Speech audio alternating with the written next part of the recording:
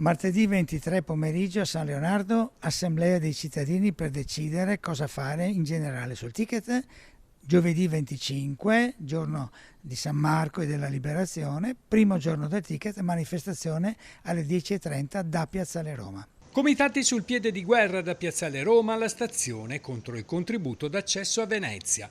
Per gli organizzatori sono attese centinaia di persone. La protesta nel primo giorno di test, il 25 aprile. Nelle seguenti 29 giornate il ticket sarà di 5 euro a carico dei turisti giornalieri, esclusi i residenti nel Veneto. Secondo i promotori della manifestazione, questo nuovo sistema di gestione dei visitatori non sarà in grado di disincentivare il turismo giornaliero a Venezia, ma trasformerà il centro storico in un museo a cielo aperto. Venezia si è inventato questo ticket, ricordiamo che è nato addirittura 40 anni fa con il sindaco Mario Rigo, ma anche allora tutti quanti hanno detto attenzione, non serve a ridurre il turismo. Solo un modo per fare cassa. Un modo per fare cassa. Tra l'altro quest'anno non sarà neanche cassa perché le spese che sta sopportando il comune per fare i controlli sono maggiori, perché quest'anno sono 29 giorni.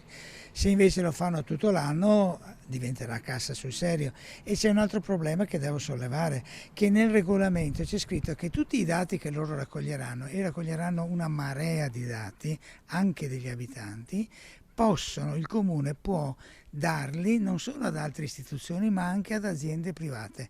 Secondo me questo è un reato, è penale, veramente. Per Boato, inoltre, l'iniziativa del biglietto d'ingresso dovrebbe essere valutata anche dalla magistratura perché anticostituzionale. C'è una valutazione che deve fare la magistratura, cioè la libertà di movimento, tu puoi in certi momenti limitarla, no? Per motivi di ordine pubblico, però limitarla così, cioè tu devi pagare un biglietto per, se non sei ovviamente abitante di Venezia, contrasta con un principio basilare, il diritto di movimento che c'è nella Costituzione.